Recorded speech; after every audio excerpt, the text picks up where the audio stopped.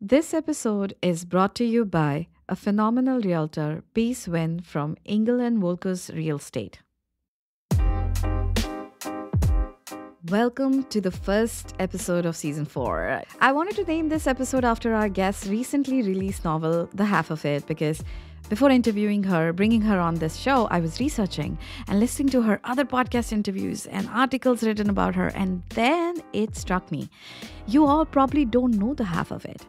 The part where we see her personal life as a wife, mom, lover, and most importantly, as a writer. Writing process, retreats, tips for publishing, AI, plagiarism, and so much more in this episode.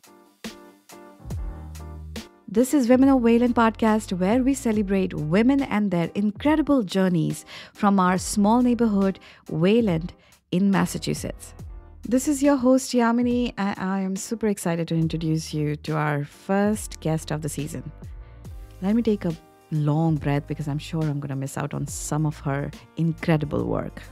Juliette's debut novel, Shelter Me, earned recognition as one of the top 10 fiction works by the Massachusetts Center for the Book.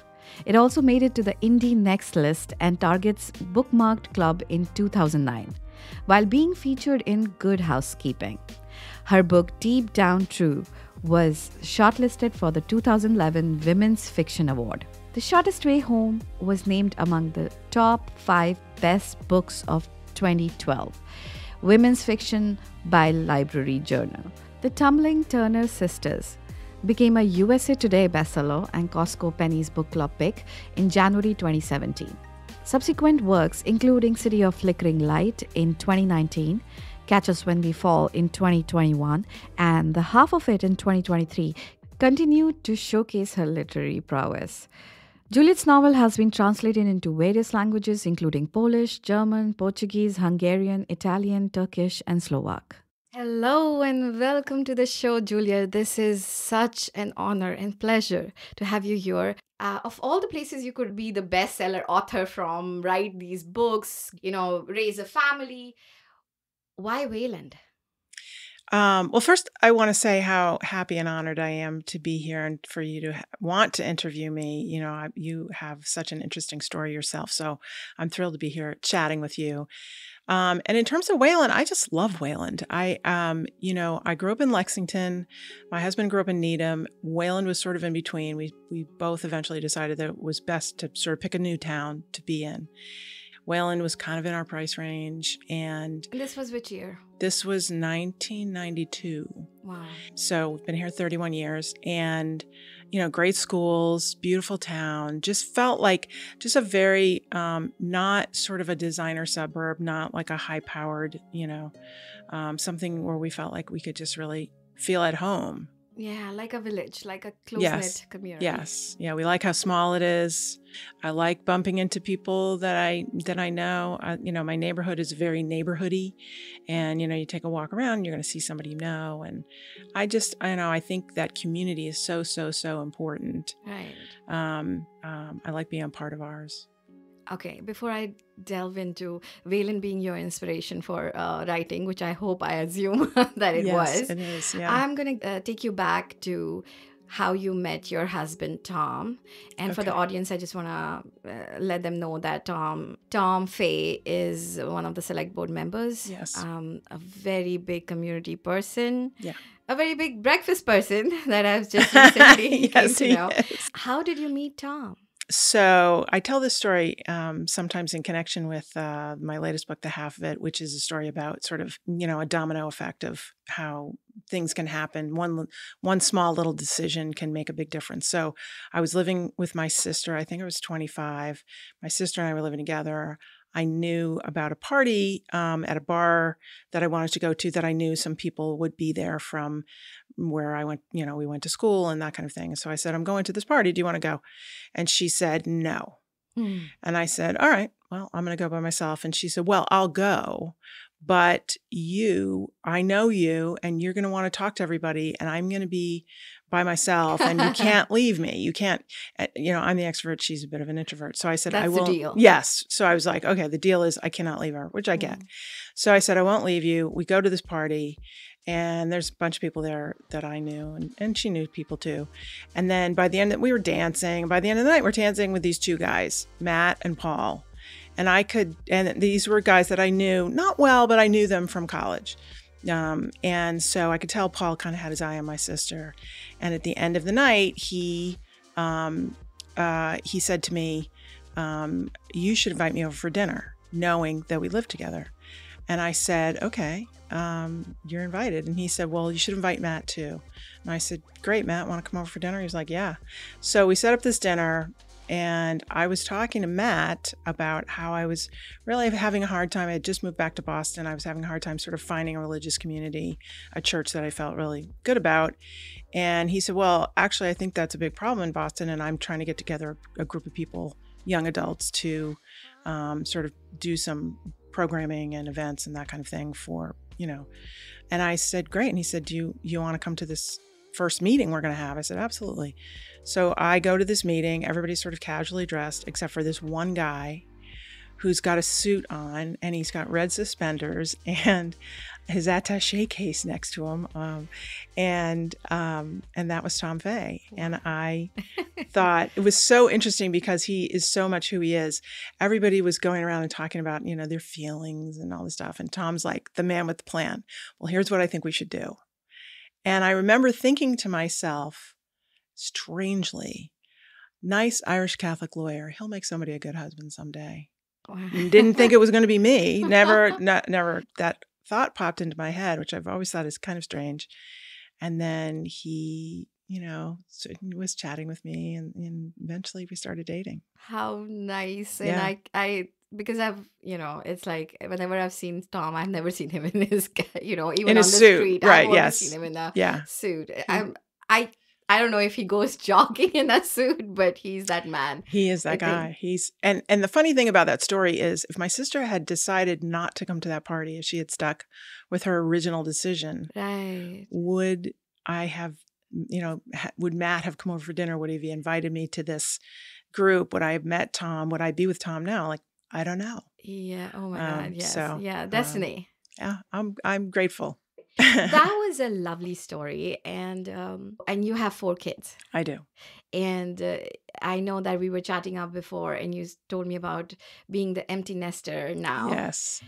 Juliette, with all that that is around you, and having kids and work and all of it, how did writing come into? Well, it was not something that I ever really expected. I've always, since I was a little kid, I was a voracious reader, always had stories kind of going in my head. I always made up stories to entertain myself. And I thought maybe someday I'd want to, maybe see if I could write down one of these stories, but I thought, well, maybe when I retire or something. And Tom knew that I was a good writer, and he used to always say to me, you should write a book. And I would be like, how am I going to do that? We got all these kids running around. I used to say to him, you write a book. And I was inspired by, a neighbor of mine was getting rid of some books, and she gave me a book and said, this is a beach read. You should go, read it on vacation. And I was horrified by how bad it was. It was the worst book I've ever read, I'm going to be honest. But I was fascinated by how the dialogue was so bad. I kept reading it because I just was so fascinated by its badness. And then this is what happens to me is I think, well, that's an interesting premise. 2 people are trapped in an elevator. Who would I put in that elevator? And so then my brain starts spinning a story. And it was the first time, I had written stuff before, but it was the first time I really sat down to write long form a story. And when we got back from the vacation, I started putting it into a file, and it just felt so good to me. When I talk to high school students about writing fiction, I say, it's like getting to kiss somebody you have a crush on. It just felt so exciting. Wow. So I kept doing it, and I really didn't think I was going to get published. That was not the goal. It was just to have this thing that was mine. Did you have network where you were connected with the publishers, or you had this, I know some people, or let me just start writing and let's see. Yeah. It was just something that I was doing. And then I hooked up with a friend who is, also a writer, and we started reading each other's stuff. And again, it was really more the process of it more than the product. But when I was done, she especially said to me, this is publishable. You should think about that. I had no idea where to begin. Was she talking about your first book, Shelter Me? No, she was talking about the first book there's a novel that I wrote before Shelter Me that never got published. I did get an agent. They did try to publish it. So is it unpublished till now? It is unpublished. And I'm grateful for that because I don't feel like it was my practice novel. It's not that good. Mm-hmm. And so I'm grateful now that it's not out there. Many, many writers have what we call the book in the drawer. And it's the one that wasn't good enough, or we pooped out on, or we just got bored with, or... All your novels, what genre are they? So there's 7. There's 4 of them are contemporary. 5 of them are contemporary fiction, and 2 are historical fiction. I want the audience to know so that they can go for their own pick. I'm taking you back. I don't remember when exactly was the launch of Catch Us When We Fall book. That was 2021. It was in the middle of COVID, and things had gotten better because people were starting to get vaccinated and stuff, but there was a big resurgence that fall. So suddenly all my events that I thought were going to be able to be in person, except for that launch when everybody wore masks and all of that. Isn't that amazing that it happened in Wayland in Arts Gallery? Yes. And I was like, oh my God, finally, I'm going to go and go out and do something. Yeah. Especially come to your book launch. And I had been wanting to meet you for a long time. I was in the book launch and I was sitting in the back and you were answering questions and I was the one, and I know that you don't remember me, but I was in the back asking you if Wayland somehow inspired you to write some or any part of your novels. Would you say there are books that actually have references where we can see Wayland in? Absolutely. First of all, I do remember you. And second of all, yes. So that second book that I wrote, the first one that's been published, Shelter Me,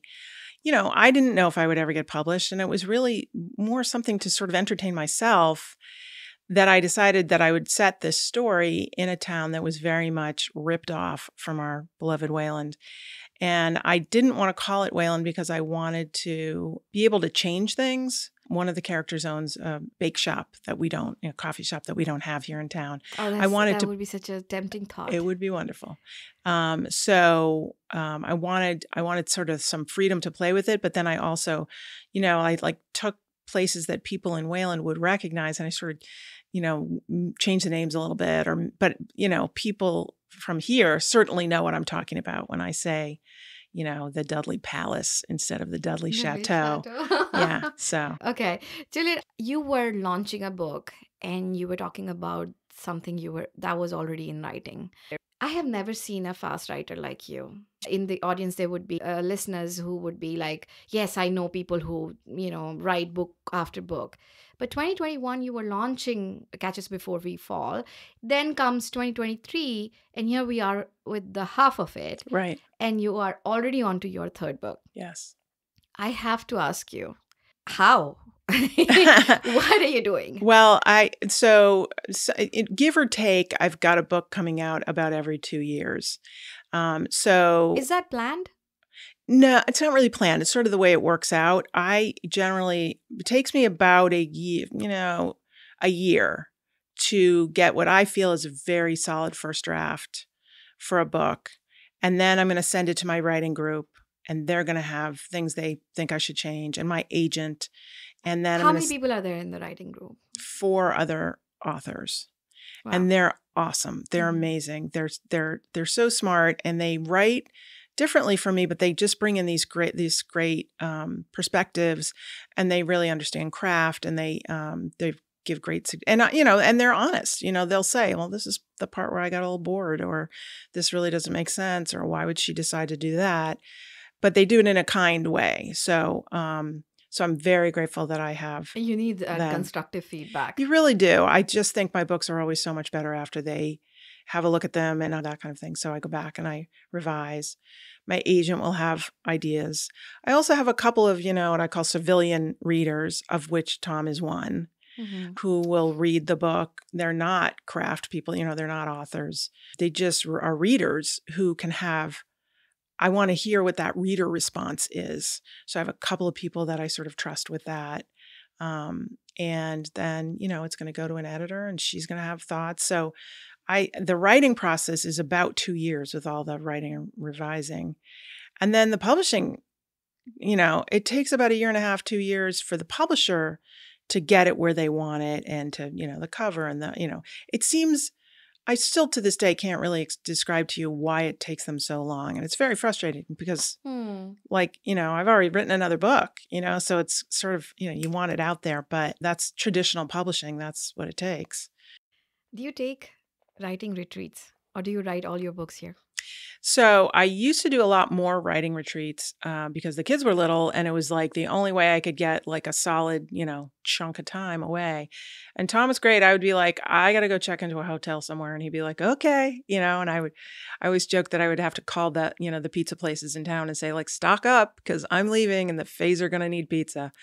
And I would sometimes go with a friend, a writer friend, and check into a hotel for a day or two and just do nothing but write for like 10 or 12 hours a day. And that was awesome. That was just so great. Is there something that starts your creative juices flowing? Is there something that helps you? For example, I need a decluttered space to work. I need a cup of chai before I work on my audios. I will say that I'm not a fan of clutter. I definitely want, I don't want a lot of like hanging, like, oh, I got to take care of this, or got to email somebody, blah, blah, blah, blah. Like I try to get done with the little stuff. But mostly I find the most important thing is just to sit down. Just to sit down. Open the file. Yeah. Do it. Yeah, just do it. I mean, if you wait for it for, some big, puff of inspiration, that may or may not come. So I think it was because I started writing when my kids were little, and I didn't have time to wait for inspiration. Like, oh my gosh, 2 of them are down for a nap and the other 2 are playing happily. How did you do it, Juliette? Well, I'd get up early before I'd be up late, or it was like nap time and everybody was happy. I would take somebody to a haircut and I'd be like writing notes on a pad of paper while they were, or waiting outside to pick them up from swim team, or, I would do a lot of catch as catch can. And then I would say to my husband, like, I just need time. And he would say, go ahead. And he would take over for the weekend or whatever, and I would go. And then as they got older and they didn't need you as constantly, that made it a little, when they were all in school, oh my God, that was heaven. Because then I was like, because it's very hard. I find writing fiction takes an enormous amount of focus. Like you have to put yourself mentally in this space where you're like hearing and seeing and smelling everything. And so that you can describe it, as you say. It comes in and says, Mom, where's my cleats? And I'm like, pop, the bubble just pops like, ugh. So I really, I always try to work when there's nobody in the house. And now, is it easy for you to, do you miss that rustle and bustle around you? Mom, where are my cleats? I love my kids, and I love to have them around. But there's a way, so you mentioned that I'm an empty nester. This is the first time in 30 years. My oldest daughter's going to be 30 next month. And for whatever reason, there was always somebody cycling, especially during COVID. A lot of kids went back home to live with their parents. So when the youngest went off to college, it was like somebody had circled back. I think it was Brianna. But anyway, so it was like a revolving door on the front of the house. And then finally, everybody sort of moved out to their own places. And number 4 went off to college in August. And it was like, Tom and I were like, oh my gosh, the place stays so much cleaner.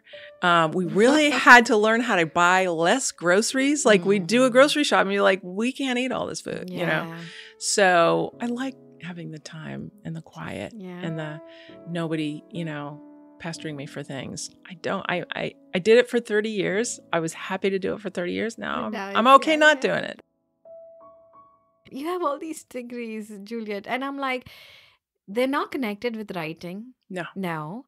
And most of the times when I'm talking to Women of Wayland while, recording an interview or even on a walk and talk, I realized that a lot of their background and the degrees actually made sense when what they eventually are Wouldn't that be doing, nice? right? I wonder what that's like. Yeah. And so Yeah, a Harvard graduate, a Hmm. public policy Hmm. graduate, in special education and in with working with families and kids. Do you think it all makes sense right now with you being a writer or not? Does it like I was it? do. I was a human development and theology major in college, and I always joke that that prepared me to get exactly zero jobs. But human development, learning about how humans grow and Yeah, learn and develop, certainly is very useful for writing stories about humans. Theology is the study of God, sort of how people think about the world outside the world. How they think that's about very interesting. their Yeah, faith yeah. and God and how the mysteries of the world. And then public policy is really about how you get sort of a group of people. Basically, it boils down to how do you get a group of people to do the right thing and not the wrong thing. Hmm. Um, and so conflict is at the center of that. Yes. Because people are doing the wrong thing all the time. We're human. And sort of, so that I definitely do think that in very sort of peripheral ways has helped my writing. Now, with the public policy degree, I worked in human services for 20 years before I started writing. So I used it. I didn't just but it is kind of funny to say, I have a master's in public policy and I write novels. So it's fine. Who are your readers at home? My readers in my family, Yeah. um, Who's like eagerly waiting for your next oh book? my gosh, this is so Tom is great. Tom reads all of Tom is like the typo hound. Nobody does typos like Tom does. He finds everything. And he's very good at helping me understand the male characters. Like, did I get this right? He's often, if there's any sports involved, Yeah, he I will, remember one of your interviews. You speak about Red Sox, and right, Tom being the biggest fan, and right. And in this story, in the half of it, the one of the main characters plays on the football team. And I thought he should be a wide receiver, and Tom was apoplectic. He was like, he is not he is a running back. I don't remember why. I don't care. I changed it because he wanted me to. I was like, fine, I can't even remember which is which. So he's great at that. My daughter Brianna reads almost everything. Right now she's in nursing school, so she's not reading as much, but she's read every other book. And she was especially great when she was younger at my teenage characters. Like, oh, we wouldn't say it Mm. like that, Mom. And I'm like, give me some good like teenage words, or stuff like that. She's great about that. My three sons, the youngest one read one of my books. The other two really have this perspective of like, why would I do that? Why would I read your book? I don't like that kind of book. One of them is a fantasy reader, and one of them, was much more about current events and stuff. Why would we read your books, Mom? And I'm like, 'cause I'm your mom. Like, I don't, but so I have people who read all my books and people who read none of them. Let's talk about our episode sponsor. Peace is a licensed realtor serving Boston and the western suburbs. Living in Wayland, Massachusetts with her husband and kids, she understands the local scene, schools, neighborhoods, lifestyle. She also is a big community person, co-founding Women's Business League Metro West, serving on the board for Wayland Public Schools Foundation and Wayland PTO, and now supporting this podcast and this season's nonprofit pick, Let's Save the Strays International. What sets her apart? Well, besides being a graduate of the program on negotiation at Harvard Law School, she's also got a finance degree from University of Connecticut, which is a plus for real estate. Awards? Oh, she's got plenty. 5-time recipient of the Engel and Volker's Top Producer Award, 2024 Who's and Who in Boston Real Estate, 2023 $1 Million Guild, and more. She's in the Top Agent Network, verified as the top 10% of agents in the Boston Metro West area. So she's not just about business. Whether you are a first-time buyer or an experienced investor, she's here to make your real estate journey seamless. Reach out to Peace Win at 617-780-5411 or visit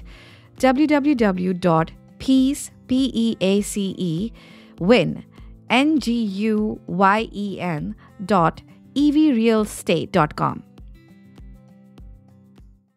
I often see that writers write stories with what they have around or what they have experienced, Mm-hmm. more like a autobiography Right. writing. Yeah. Do you do that style, or you put yourself in a situation and visualize that situation and then write it? Yeah, none of my books are autobiographical. I always say, like, none of the stuff that happens in these books really happened to me. For me, well, to be honest, one thing, it's more interesting to me to find out about other people and tell other stories. And, my life is fine, but it's not so exciting that I think a novel would be written about it. But it is about imagining, what is it like to be other people? What is it like to have this problem or that problem? Or, what's the conflict in the book and how so my approach to, sort of what you were asking me before, I come up with this concept, this idea of what I want to write about. And then I start thinking about the characters, what characters will best tell this story. So the characters usually come second. And then the sort of pieces of plot, then they, then I layer that in. And I don't do it in such a way that I am like really locked into, I've got everything planned out, every little minute of the story planned out at all. So I like sort of being surprised in some ways by things that happen. I'm working on this book now, and I had this idea about how it would end, and I'm realizing, no, I don't want it to end that way. And so now I got to sort of rethink it. But I think a writer's job, a fiction writer's job, is to imagine what it's like to be other people. And I approach my characters, the way in which it's autobiographical is it's like method acting. Like I'm acting. Okay, so Helen, the main character, and half of it. How would I feel if this were my situation? How would I be if I were Helen? I'm sort of acting a role in my head. How would I be if I were Cal and had his situation, or Francie and her situation? And I certainly use things from my life. So Francie she owns a horse farm, and she was horse crazy when she was a kid. And I have this, this little friend from elementary school who was horse crazy, and we used to canter around her backyard. And so I sort of steal little pieces of things from my life, but not really the big story. When you write, is it a drug for you? Like, some people can't stop writing. It can run the gamut from kind of like a drug, like I can't stop doing this. This is feels so good to me, to, oh my God, how am I going to deal with, how am I going to deal with this? There are issues that you sort of think, this is going to be a really hard thing to write about, or this is a piece I need to get through to get to this other piece that I'm really excited about. I'm working on another novel now, and I just really, in my head, changed the ending. And I'm thinking, oh, wow, I'm going to have to really change the whole arc of this story. And that just makes more work, Right. So it goes from, hard work to, oh my God, this is so much fun. But holding your thought to the last thing that you said, that is going to change the whole story, the arc of the story, I want to understand, do you start with the character's development, or do you have like a plot in mind, and then you have these characters come in and have those twists? And, I hope I'm clear. Do you come up with that story idea? Do you come up with the story beats first? I come up with the idea first. Okay. So the half of it is a story about a woman who's 58 years old, and her life really hasn't turned out as planned. And I was really thinking about regret a lot. So often with the book, I have sort of a theme. And to me, the theme of half of it is regret. She's got all these regrets, and she doesn't really know what to do with them. And it really is about decision-making. Little decisions she made along the way sort of made life go a little bit south for her, while everything seemed like the right decision at the time. And she can sort of track back to a night that she spent in the woods with a boy she loved, who loved her. And they had this beautiful romantic night together. And then the next day, everything blew up. And so this idea of sort of getting to go back into your past and explore something that went terribly for you, and maybe try to fix it. That was sort of the idea. So when I was reading this book, like I said, initially I did not relate with the age group. But I see that with this storyline, you're going on a parallel storytelling. So is that a trick to connect with the crowd too? Like, do you keep the audience? I know that you said you write for yourself. Right. But when you're doing this, do you also keep in mind what people like these days? So the main character in the half of it is 58 years old. So it makes sense that you don't really connect with her because you're young and beautiful and wonderful. But I was 58 when I wrote it. And one of the things that I've learned since I wrote the half of it is that there are very, very, very few books, fiction, with main characters who are in their 50s and 60s. It is an absolutely forgotten age in fiction. Oh my God, yes.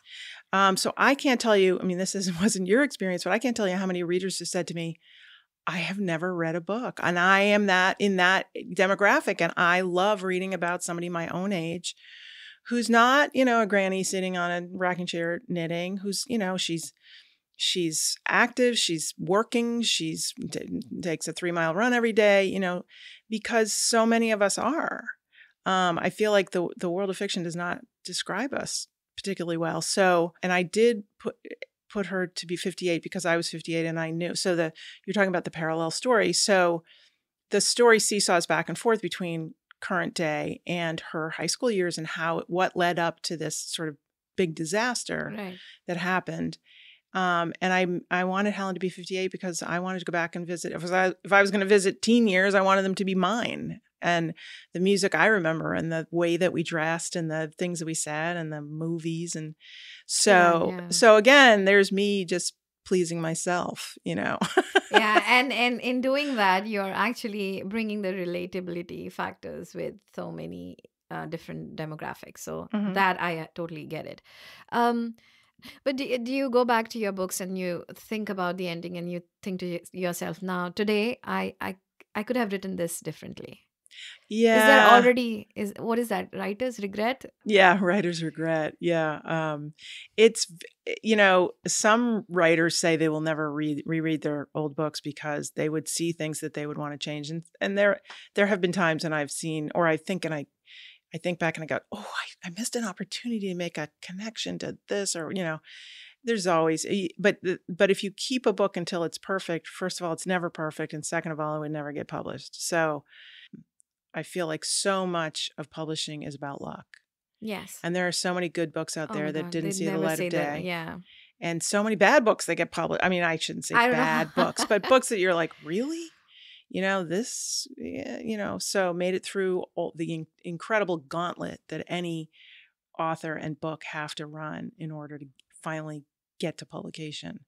Is there a desire of you having one of your books being picked up by, say, for a feature film? Absolutely. I don't know any author who doesn't want to see their work translated onto the screen. And I've, there's some irons in the fire and we'll see what happens. It's hard enough to get a book published, but to get something on screen is just, every star has to align. And, there's something that I'm working on now with somebody in Hollywood, and then the writer's strike happened, and so it's like everything grinds to a halt.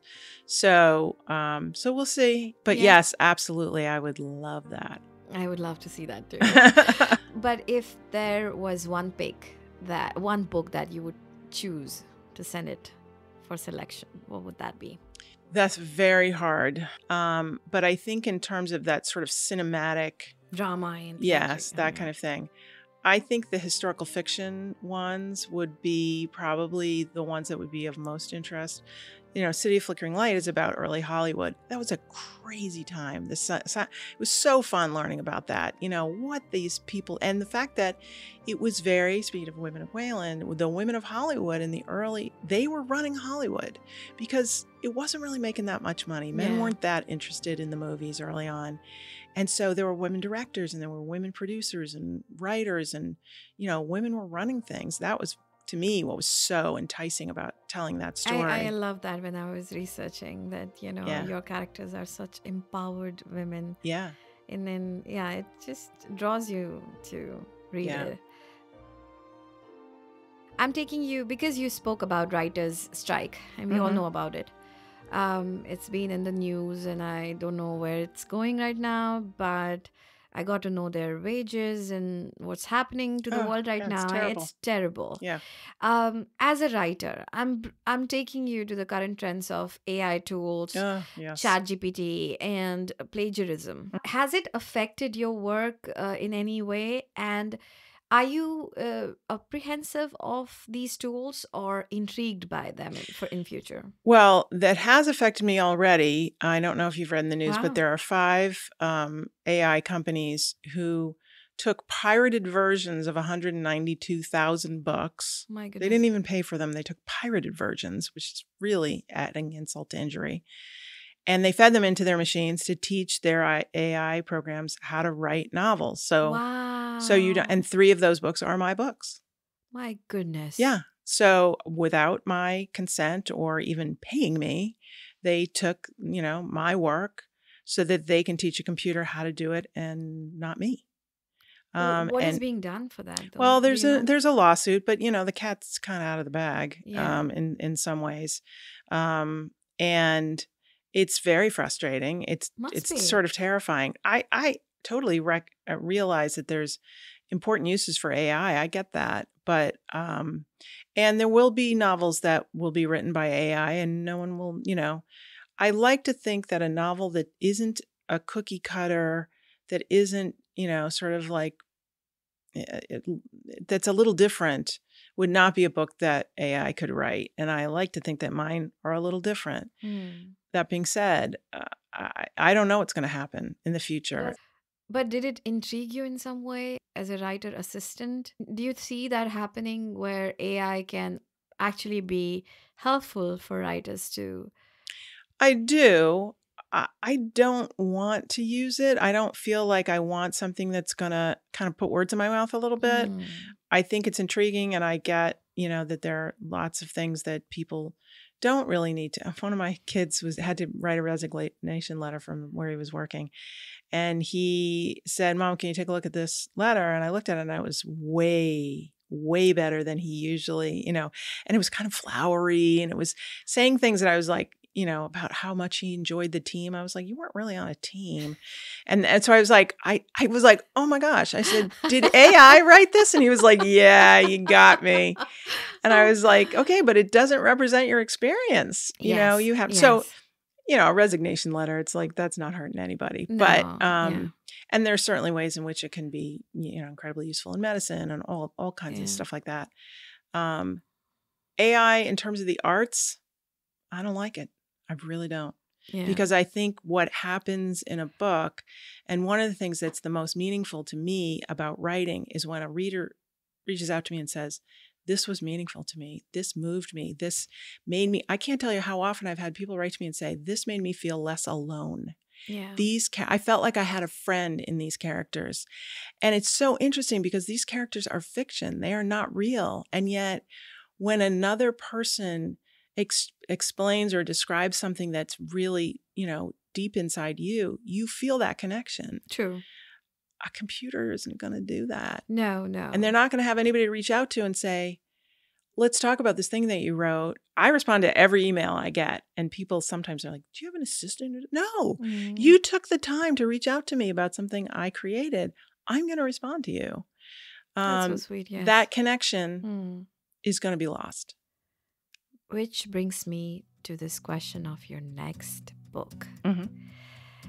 And since you talk about connection, community, stories, how's your next story going to build on that? What is it about? So, it was interesting. We were talking about my process a little while ago and how it starts with a theme and that kind of thing. That didn't happen this time. I had been sort of making notes about a new novel, and they were mostly about the characters and a little bit about plot. And I just had a really interesting idea for an opening first chapter.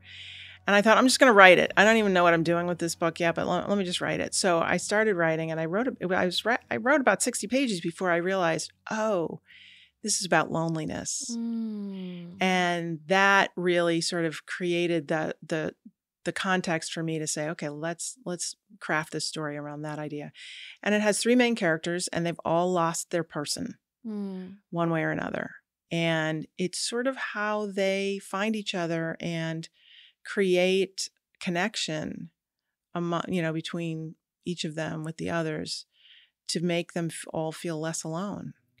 Loss, second chances, regrets, all of these may not be the most positive words, but I feel like these words, that may not look as big are actually making you think and turn it into stories. And that's incredible, Juliette.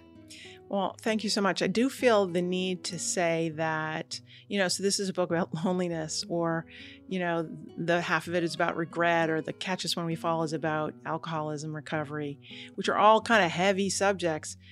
I put a lot of humor into my stories because I like humor, and I think life is funny. Even when hard things are happening, there are also funny things happening. Yeah, totally. So, and I do think that actually this new book about loneliness might be the funniest book that I've written. I look forward to the book. Absolutely look forward to the book. To all the struggling writers who actually want to make this a profession, budding writers, and the world is full of sad news right now with the writers, especially the writers' journey. I really want you to give them some fine tip that they can do to reach the publisher, or something that you learned while publishing these novels to see more success in getting their stories published. It's a tough one. I tell people to reach out to anybody that in the industry and say, will you talk to me? That's basically how I got in. Sort of a friend of a friend of a friend put me, in touch with an agent. And, I think it's very important that you do your homework. Sometimes you see somebody sending, a manuscript to an agent who doesn't do children's stories or doesn't do thrillers or whatever. It's really important to get your homework done and to recognize that these folks don't have a lot of time. So you get one shot. You got to make sure everything is pristine. I think sometimes people send in manuscripts with a lot of typos or, grammar or whatever. It really, you got one chance to get before them. So if it means hiring a professional editor to really go through this story with you and make sure it's as clean and crisp and concise as you want it to be, it's worth it. It's a tough business. I mean, one of the things that I say when I talk to high school kids, I say, as a writer, I want you to write. As a mom, I want you to have a day job, because it is not a reliable source of income. And some years you might do fine, and some years you don't, not a nickel comes in. So I think it's important for writers, and most of the writers I know do have other work that they do, or a spouse who can, help out. Or I think it's really important to make sure that you have your finances in a place where you can afford to pay your rent, and also you don't need to write full time. I didn't write full time for many, many years because I couldn't. I had kids. Take the time that you have, put your fanny in the chair, and get to work. Don't wait for inspiration. Don't wait for, I've got a whole day. Right. Take the time that you have and do the work. Thank you so much, Juliette. Those were wonderful tips. Thank you so much, Juliette. I hope I covered most of the things that I wanted to ask you. You covered all kinds of wonderful things that I haven't been asked on interviews before. So this was really fun. Thank you. Yes, it was fun for me too. Before we end, where do the listeners find you? So my website is juliettefay.com. You can reach out to me on my email, social media, Instagram, Facebook. Just got off Twitter because I kind of don't love what Twitter's doing these days. But yeah, absolutely. I'm happy to talk to people. Thank you so much for listening. I want to thank you all for your support, and especially our production sponsor, Lauren Dunn Ashley Memorial Fund, Wayland Cultural Council, and our episode sponsor, Peace Win, for supporting this podcast and helping us also support a local nonprofit, Let's Save the Strays International.